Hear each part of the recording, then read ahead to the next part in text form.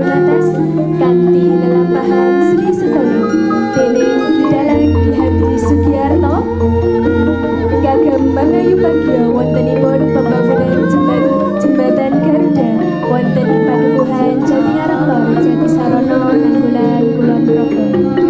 Ananging saderengipun kula minangka pranata adicara anggenipun nderekaken adicara wonten dalu punika kathah kirang langkungipun kula nyuwun agunging samudra pangaksami.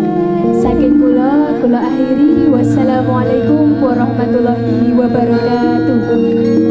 Wekdal salajengipun kula sumanggaaken dhumateng grup Aneka Laras sugeng hamreksani.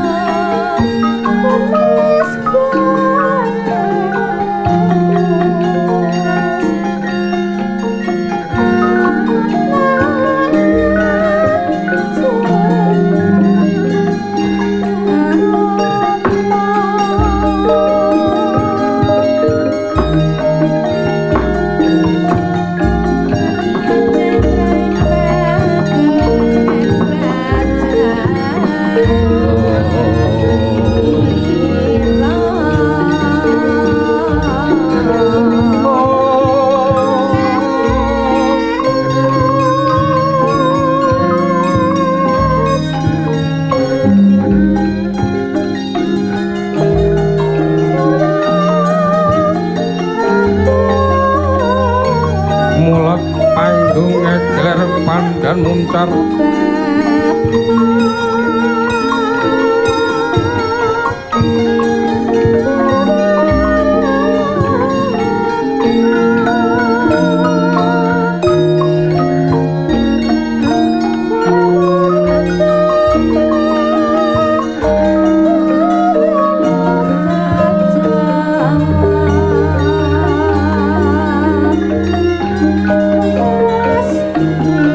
Bicarane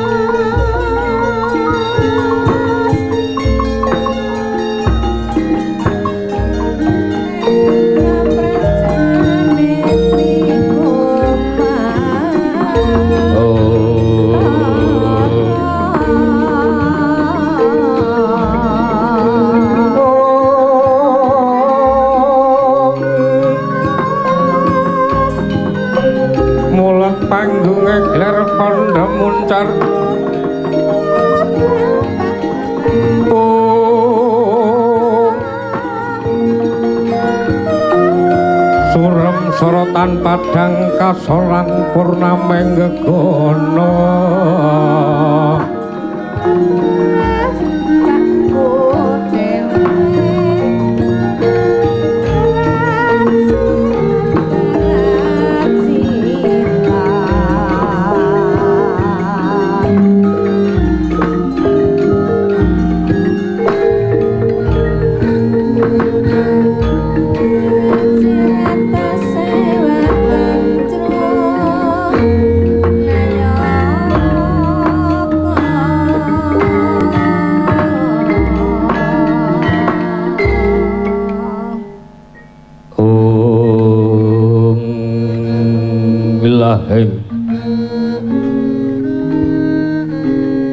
Ungilahe ngawit namastu purnama sidhem Mastu mring weng jagat karana sirat tandha kawisasaning bisana Sono sinawung langen estu wilapa lampahing Buddha Jinantur tutur katela tulu tilat mrih palas jeng praja Winarsita ngumpama parameng niskara giya tumiying jaman purwa winarditaning nata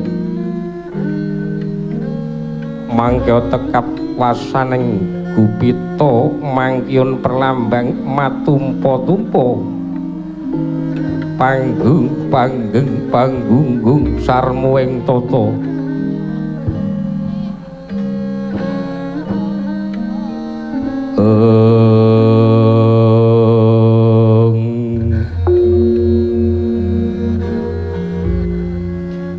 ingkang kinarya bebukaning kandha murcitaning kawi kaeka adi dasa purwa adi ingkang linuwih dasa wilangan 10 purwa araning kawitan kinarya bebukaning kandha alenggih menika ta adeging negara ing Dwarawati ya negara Dwaraka negara kang wis kaloka kondhang saindenging bawana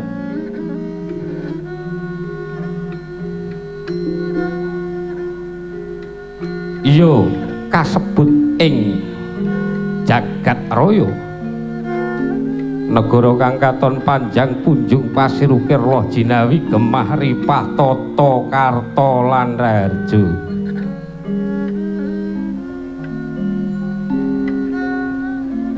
senajan to kathah negara kang kapiting samudra sinungga ing pertiwi datan wenten ingkang padha marang negara ing Dwarawati ing ajeng kacarita yen to negara katon panjang punjung panjang araning dawa punjung araning dhuwur umpama ta cineng kala sepira dawaning kraton lan dhuwuring hari ingkang sanyatane amung dawa jajane dhuwur kawekasane tata rakiting kraton yekti mengkeraken pagunungan nganakaken wana pasabenan ngiringaken benawi saha pategalan ngayonaken bandaran ingkang langkung ageng kacandrut yen to negara ing Dwarawati Allah jinawi loh tulus kang sarwa tinandur dadi mapan siti ketumpangan warih apa kang tinancepaken bisa tuwuh ijo royo-royo mahanani murah boga kelawan sandang jinawi ateges murah kang sarwa tinumbas kacandra yen to gemah lakuning sodakar layar ingkang rinten pantara dalu tansah lumintir saking kratoning Dwarawati dumugi Mancapraja ewa semanten datan wonten sabikala ing margi anglur selur yayah ilining tirta Jalantara karta katandha para kawula ingkang remen ngingah Rajakaya maesa ayam kambangan kuda lan sapinunggalane yen to rina samya tata gelar wonten pangonan yen to wengi samya wangsul wonten papanira dewi-dewi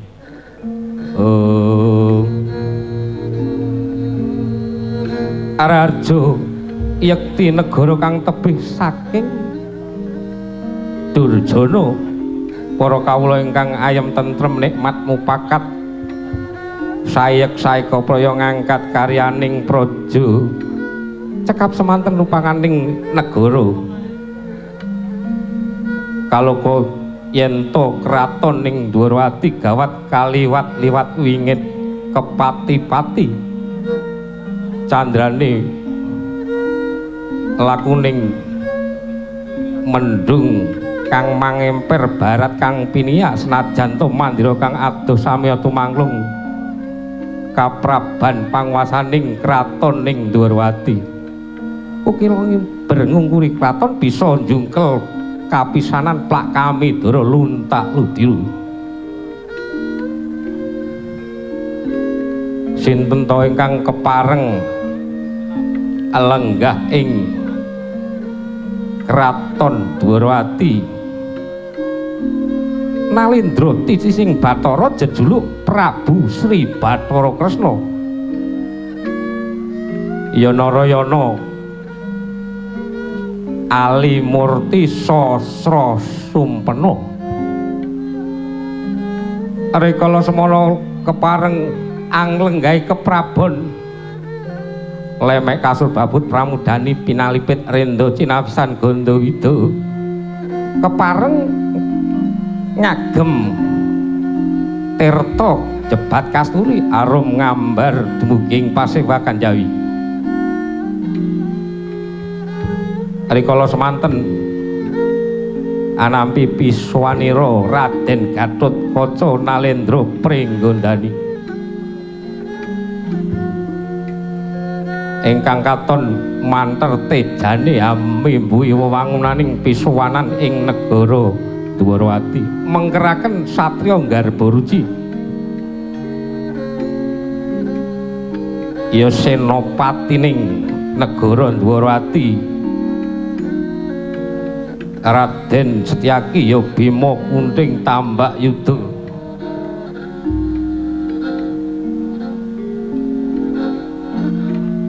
mengkeraken rangka dalem ingkang sinuwun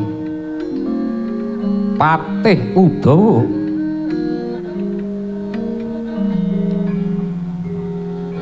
rikala semana para wadyabala kang wis pepak andher trep ngebaki pisuwanan ing negara Dwarawati saking keng para nayaka praja ingkang mara seba ngasih tumpang dengkul paribasane mlabar dumuking Pasewakan Jawi mepet ringin kulung balu rekti negaring Dwarawati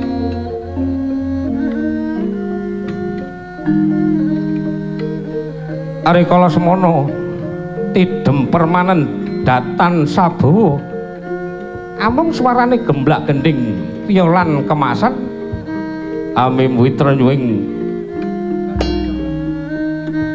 pisuwanan Sang Nata Arsa medhar sabda songsong gilap pratandha tetela wus kaboyong minggah stinggil binaturata gumebyar pindha Sang Hyang Darma pating clorot pating lebyar horeg paswananing negara Dwarawati umyang gumuruh swarane kaya wadya klebon parang pamut jajaning musuh swaraning para nayaka praja kanca nduduk kanca njajari kanca nduduk njajari saksek saksek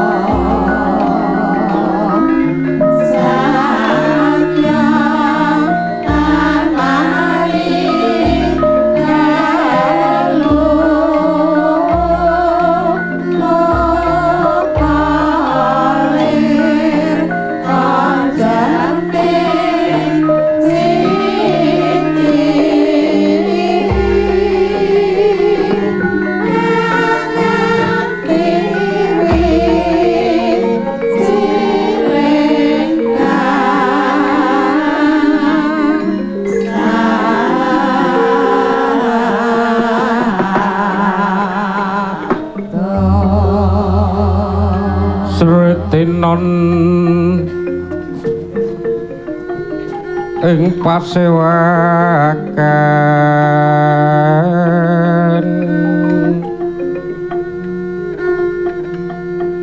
busana maneka warna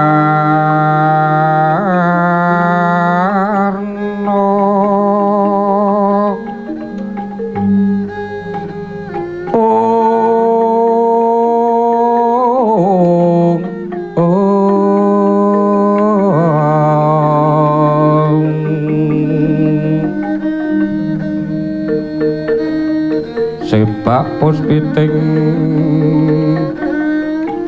udyono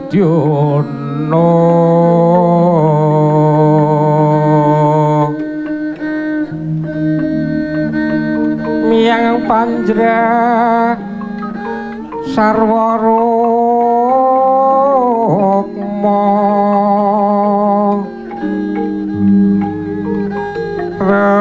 renggeng manik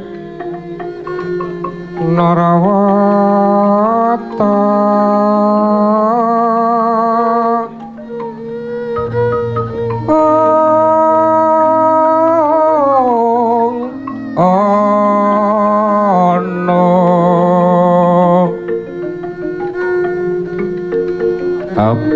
prapanya sumirat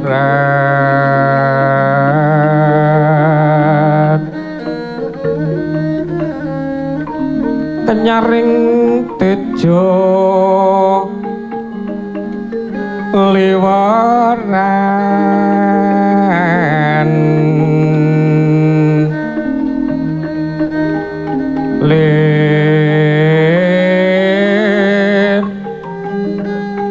kilat sisiring dadi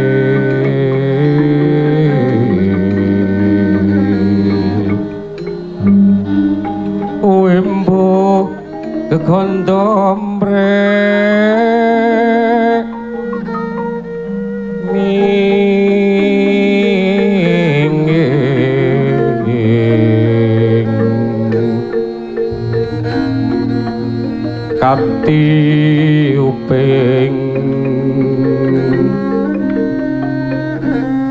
kati uping maruta mando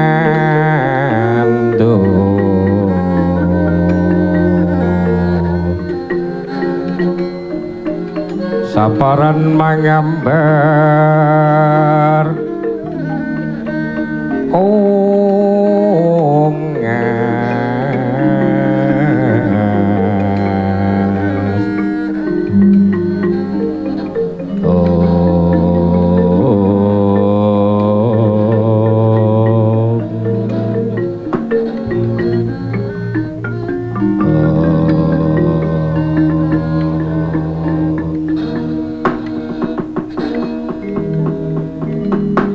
ya tori sedeng siniwa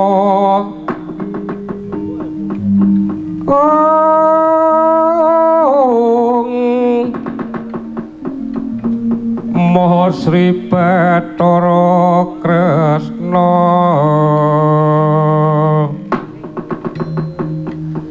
Prastis teng dampar kencana asri rengganing busana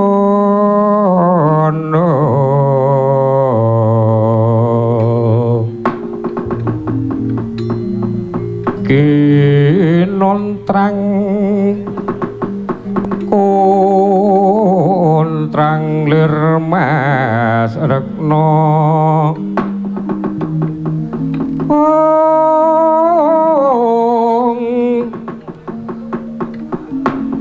Yayah Hyang Wisnu Bathara sinewa ing tinju maya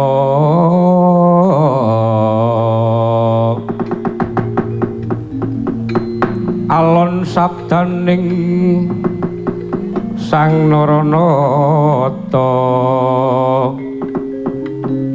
Om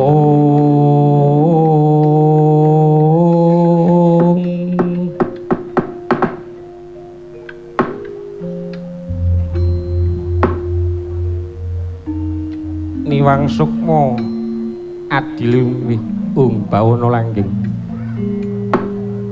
Kakang Patih Udawa ayo nun iki aja kaget ingsun timbali Marata dawana para nayaka praja banjur lerem sawetara ingsun bakal angacarani putramu Gatotkaca Kakang Patih Udawa ayo nun iki sampun katampi dawuh pangandika dalem sinuwun engetipun Kang abdi sedaya nayaka praja sampun tidhem permanem midhangetna wedharing sabda sinuwun kejawi saking menika Kang abdi ngaturaken sembah pangabekti kula kunjuk ya wis tak tampa Kakang Patih Udawa kula Gatotkaca bagya sak praptamu nggir praptana ing negara Dwarati anak kulanang Gatotkaca sampun katampi timbalan dalem wa Prabu ingkang rumentah mateng Kang putra Kaca negara nampi pangestunipun wa Prabu winantu karajan pisuwanipun Kang putra Gatotkaca kejawi saking menika ngaturaken sembah pangabekti kula kunjuk tak tampa banjur jeneng sira bekti marang wong atuwa lerma sawetara ingsun bakal nimbali putraku Wisnu Brata. Oh, nuwun paring pangandika Kanjeng Diwaji sembahan kula. Banjur bagekna marang kadang muda. Sakwise lenggah prayoga.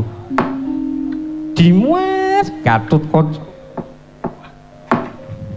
Bagya sak praptamu Dimas Gatotkaca sowan ana ing ngarsaning Kanjeng Rama nampi pangestunipun Kang Mas Wisnu Brata winantu karajan keparenga ngaturaken pangabekti Kang Mas Wisnu Brata ya wis tak tampa padha-padha Dimas Gatotkaca nggih ingkang bapa ngaturaken kararjan rawuhipun wonten negari Dwarwati Paman Setyaki kula tampi pangabekti kula paman nggih dawuh sami-sami nggih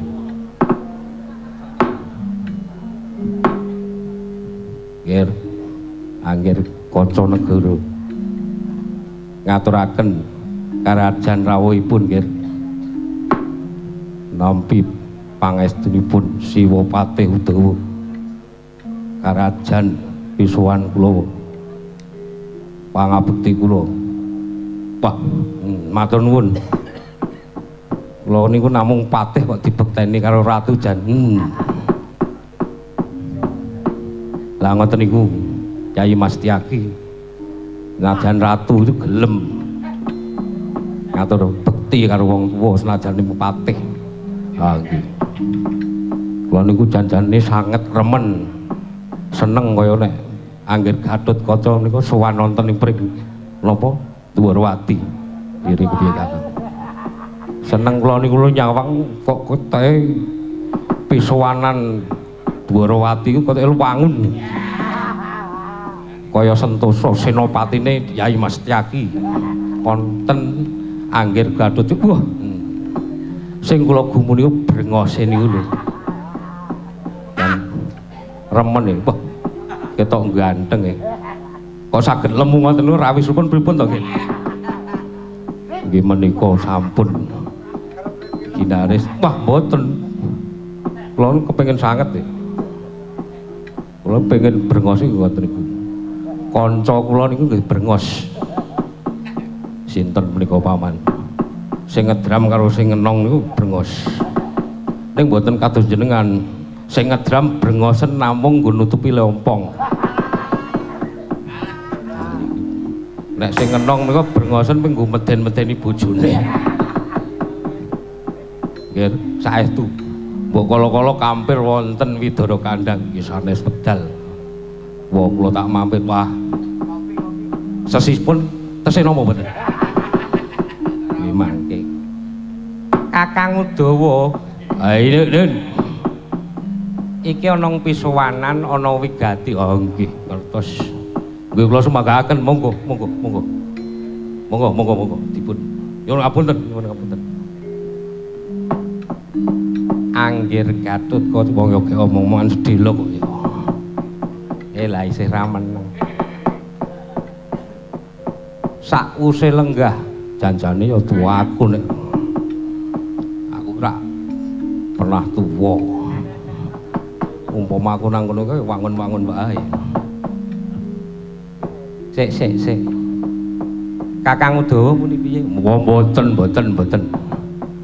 Nek arep lungguh wonten mriki mboten napa-napa, monggo. Allah ngono kok. Wonju, kala-kala ibu sowanipun ampun kenceng-kenceng wonten niku. Kakang Udawa mendel riyin. Ya mboten napa-napa to. Men do kanca-kanca niku ngerti. Jejer Dwarawati ya iso rontok gayeng. Wis cukup. Anakku nggih Gatut Kaca. Ayo nuwun sumadong pangindikanipun Wa Prabu. Sajak semengko pengawak Braja Ndamarsasi praptamu ana ing negara Dwarawati. Kula banjur kengko durung mangerti apa jamu praptana ing Dwarawati marata banjur matura kanthi prasaja wijang sak tala-tala. Anakku nggih Gatut Kaca.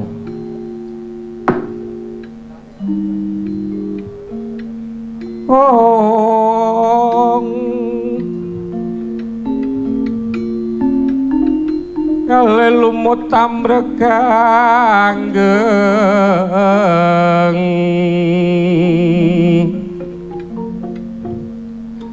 lamun mati aja dadi dewa ratu.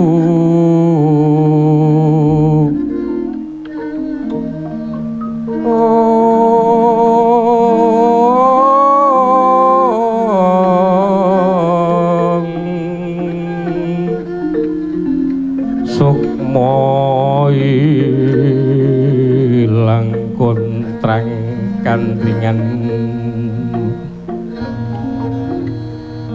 oncating sukma dedencengan lir kanggeng kulawan lumut manut ilining tirta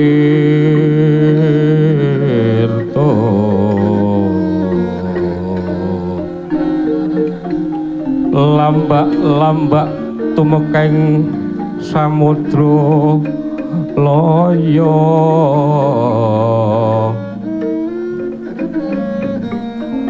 lebur katyuping mondro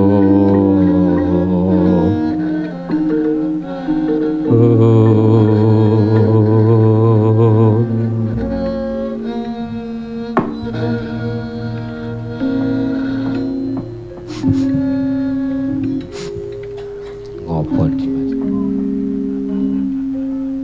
kula niku nek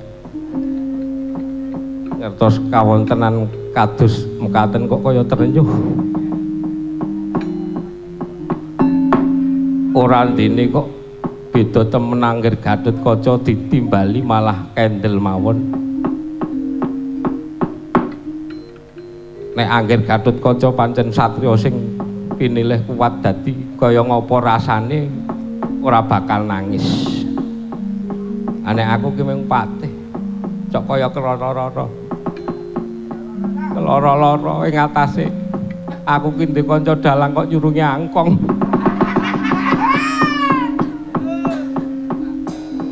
Sing ora-ora.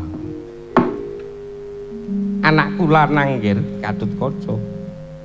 Nuwun paring pangandika wae. Lah kok malah jeneng sira ndungkluk ngelus dodo. Apa kang jalari anakku duwe rasa kaya mengkono? Nggir, matur kanthi prasaja. Aduh, wah. Estu bisawanipun Kang Putra Pringgondani menika ingkang sepisan sinaraya kula kepareng ngaturaken sembah pangabektinipun para pepundhen kula wonten ngamarta kunjuk wonten ngarsanipun Wa Prabu. Ya wis tak tampa. Ingkang angka kalih wa keparenga ingkang putra monjo atur badhe ngaturaken kawontenan wonten ing Praja Ngamarta. Iya, coba enggal matura kanthi prasaja Gatotkaca. Rikala semanten nampi dawuhipun para pepundhen supados Kang Putra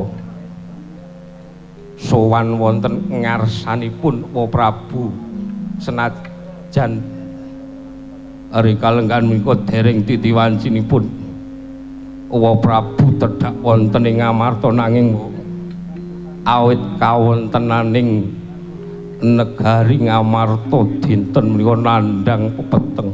Lho, pepeteng kepiye?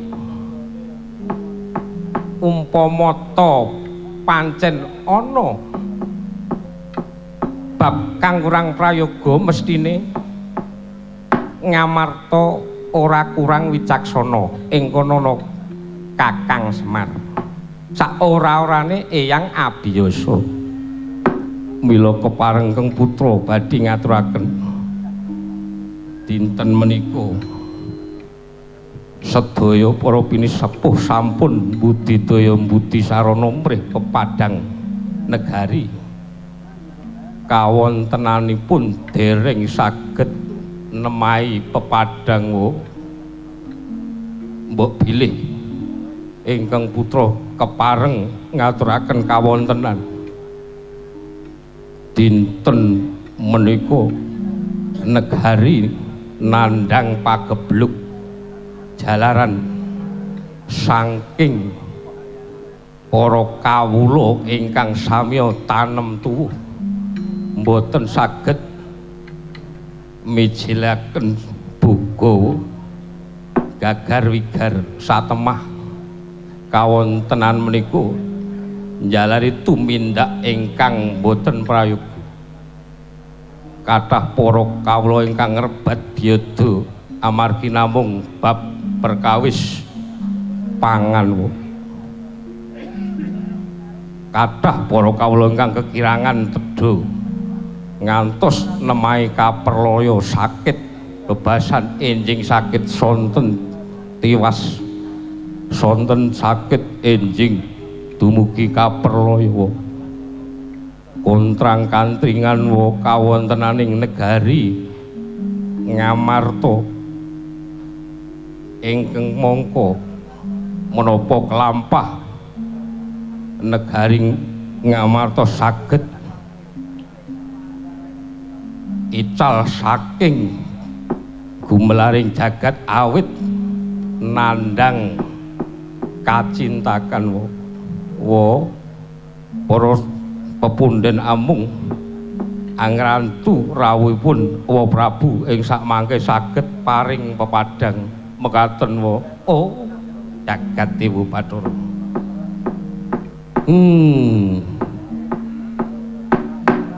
Yen ingsun wis nampa aturmu kaya mengkono. Ndak kira kabeh kemau merga ana jalarane. Coba ditaliti. Apa para kadangku Pandhawa lali marang kewajiban? Tegese pepundhening Pandhawa apa isih dumunung ana Ngamarta apa ora?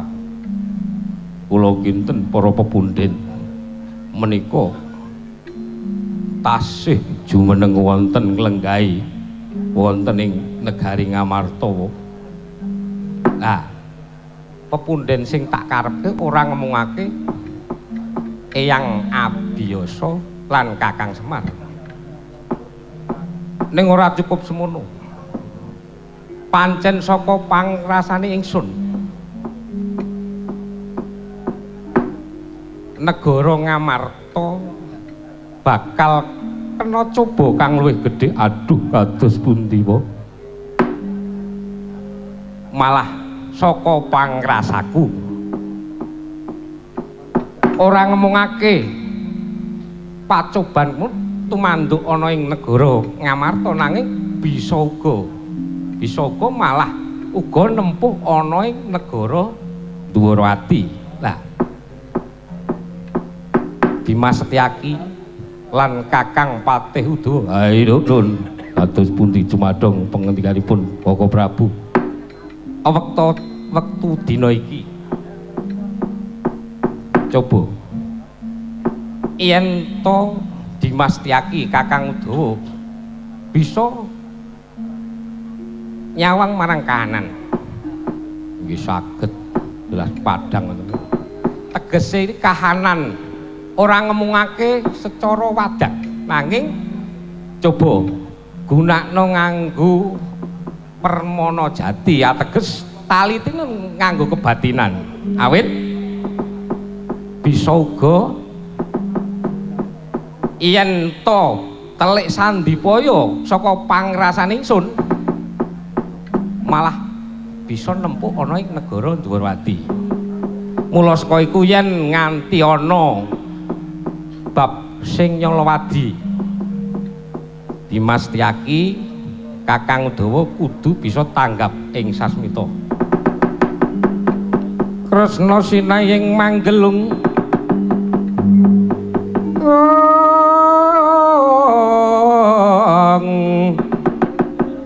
manglung mangruk pining cakranira.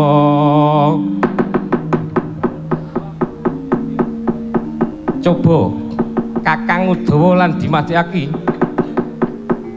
aja ngasilena ing kaprayitnan rikala semana dereng purna ngenya medhar sabda Sang Nata Dwarawati sampun katampi Raden Setyaki lan Patih Udawa ingkang bertek-bertek saking katebian Nalendra Mandra Prabu Baladaya. Yai Kresna, aku Kang Prapta, Yai aja kaget.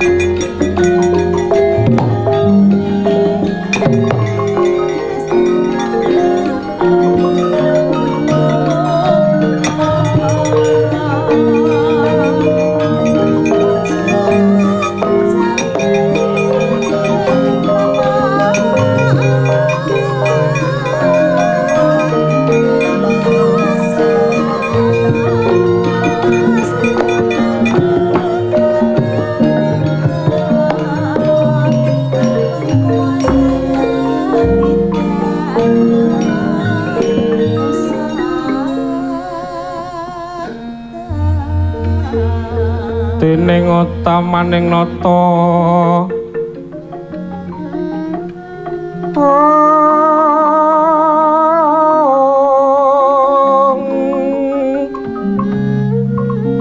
berbudi bawa laksana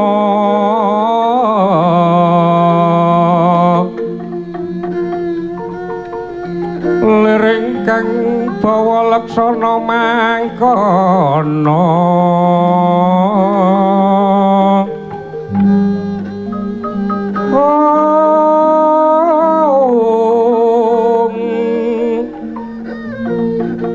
agung genya paring dana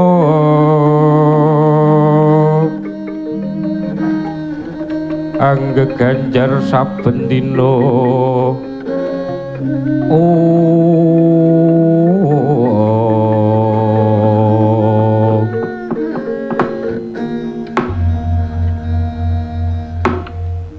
Koko Prabu kados sinauta gelap tinubro amung lepat senajan to rawuhipun Koko Prabu kula tampi kanthi gragapan namung senajan to dereng ngaturaken apucanan gambir ambon sata munggih ngarsa ingkang rayi ngaturaken pambagya panakrama rawuhipun Koko Prabu Baladewa oh nggih jagat dewa Bathara wah tak tampa Yayi Kresna banjur ngaturake pambaga marang pun Kakang tak tampa kanthi bungah Yayi netepake nandhake yen to Yayi sedulur kang ngerti marang wong tuwa nampa pamujine Yayi Kresna kaya ora beda praptanipun Kakang ana ing negara Dwarawati kasinggihan Koko Prabu Samba nuwun kula paring pangandika dalem Kanjeng Diwaji Dimas Tyaki lan Kakang Udawa aja ngasih kata lumpen banjur ngaturna pangabekti marang Koko Prabu Baladewa wah ingkang putra Parang Garuda ngaturaken pangabekti kunjuk wah Samba tak tampa bekti marang wong ngatuwamu Mandura pangestuku genti tampanana Samban bocah bagus nggih kula tampi dadosna jimat paripih Koko Prabu ngaturaken karajan sak rawuhipun Koko Prabu wonten ing negara Dwarawati wah Dimas Tyaki tak tampa Dimas pangestunipun Kakang Tampanoga pundi jimat jinuwun ngaturaken karajan rawuhipun ingkang abdi kepatihan sinuwun oe suwi menika ingkang abdi kepatihan wah Kakang Udawa tak tampa Kakang Udawa iya tiba padha-padha Kakang Udawa nggih matur nuwun Yayi Kresna kados pundi Koko Prabu wah sapa lho menika Kang putra wah mantel Setijawa lho pripun to Koko Prabu menika Kang putra Gatut wah Gatut Kaca wah yen tak sawang kok marake Trataban suwe ora ketemu anakku Gatotkaca. Wah. Kok ora mbageke karo aku? Anakku nggih Gatotkaca. Wonten timbalan dawuh. Kok ora mbageke marang wong atuwamu Mandura? Nuwun ngapunten. Kula menika tamu. Menawi kula dereng kaparingan dawuh. Mangke lewat ora tak lilani. Wo. Ngaturaken sungkem pangabekti ingkang putra Pringgondani. Wah. Ngaturake sungkem ya sungkem rasa rumenteleng ngono kuwi. Mboten namung mekaten menika pancen ingkang putra Pringgondani menika kados. Wah. Marake trataban brengose ngono. Itu karo wong Mandura kae ngingu brengos ning ora mitayani. Ngingu brengos nggawa akik pirang-pirang. Wah, ora kaya adat sabene kok dadi anakku lanang Gatotkaca ya tedhak ana ing Ndorowati Yai. Nggih. Awit wonten atur ingkang sampun dipun aturaken dhumateng ingkang rayi. Wah. Yo. Wah. Lajeng keparenga ingkang rayi cumadong pangendikaanipun Koko Prabu. Wonten pigatos menapa darunanipun Koko Prabu tedhak wonten ing negari Ndorowati mboten cecala langkung rumiyin Koko Prabu. Kaget raos ing manah ingkang rayi. Ya wis ora perlu kaget. Jer sedulur kuwi nek tilik sak ayah-ayah. Ora usah nganggo tedhing aling-aling.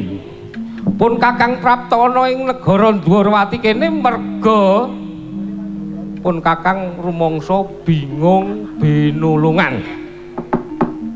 Lho, bingung binulungan kados pundi? Awit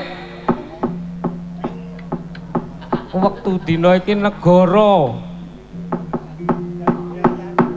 Mandura nampa welaking dewa nampa pagebluk Yai. Lah kahanan keng kaya ngono pun Kakang ora bisa ananggulangi. Mula pun Kakang kelingan yen duwe sedulur sing tak kira luwih wicaksana senajan to luwih enom Yayi Kresna nanging pun Kakang percaya Yayi Kresna iso njalari pepadang ana ing negara Mandura. Mula saka iku Yai dina iki pun Kakang njaluk tulung welasana Yayi Kresna tak boyong ana ing Kraton Mandura. Mengko lho Yai. Koko Prabu. Iya, kepiye? Sak sampunipun Koko Prabu matur keparenga ingkang rayi ngaturaken kawontenan. Kanan piye?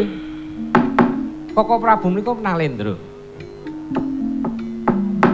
Menapa mboten lingsem ing sak mangke umpami ta kula lajeng nderekaken Koko Prabu tedhak wonten ing negari Mandura. Lajeng kula ingkang saged damel pepadang. Kados pundi para kawula anggenipun mangke mastani Koko Prabu. Menapa Koko Prabu mboten lingsem, mboten mrosotaken derajatipun Koko Prabu. Wah. Iya ya. Nggih Koko Prabu. Mangke ginemipun para kawula ratu mboten saged namung nyuwun tulung terus. Wah, sencaki melu omong. Utawa melu omong ora?